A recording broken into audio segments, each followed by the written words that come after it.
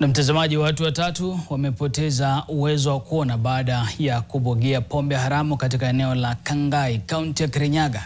Kulingana na ripoti za wakazi ni kwamba wawili wa waathiriwa walifikishwa katika zahanati ya Kari huko Kangai Jumanne asubuhi wakilalamikia upofu wa ghafla.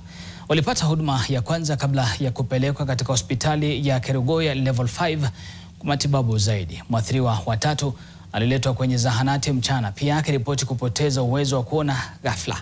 Tukio hili la kutisha linajiri mwaka mmoja na miezi miwili tu baada ya mkasa sawa na huo ambao watu 23 walifariki na wengine kadhaa kupoteza macho baada ya kunywa pombe haramu. Walikufa 20 hapa Kangai, tena tu. The same Kathika Same location. Na hiyo watu mbando ni wale tu wa Kathika Same location. Sasa sisi wananchi wanauliza tutaumia kweli serikali iko? Ningeomba watu wa Kangai tushirikiane.